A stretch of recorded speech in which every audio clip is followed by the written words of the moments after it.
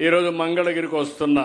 మంగళగిరి మామూలుగా అయితే first time, దీనికంటే మంచి సీట్లున్నాయి. మంచి సీట్లుంటే ఎలక్షన్లు వచ్చాయి. నేను ఆ రోజు సజెస్ట్ చేశాను, మంగళగిరిలో ఇంతవరకు మనం గెలవలేదు, ఒకేసారి గెలిచాం.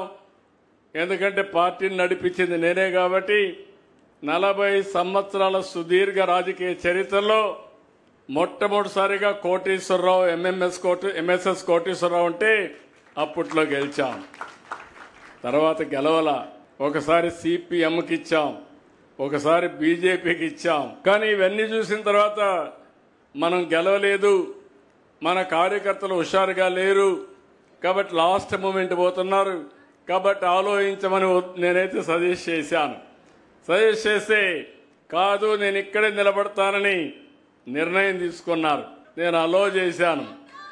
అది అయిన తర్వాత 5,000 ఓట్లతో ఓడిపోయాడు. ఓడిపోయినప్పుడు అన్నాడు, నేను ఎక్కడైతే ఓడిపోయానో అక్కడే అద్వితీయంగా గెలవాలి, మంచి మెజార్టీతో గెలవాలని పట్టుదలతో ముందుకు వచ్చాడు.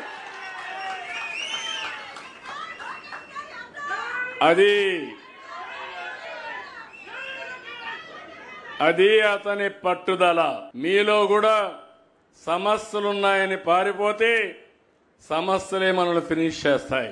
ఏదైనా సరే ఒక్కొక్కసారి కలిసి రాకపోతే కలిసి వచ్చే మార్గాన్ని కసిగా పనిచేయగలిగితే అది సాధ్యమవుతుంది.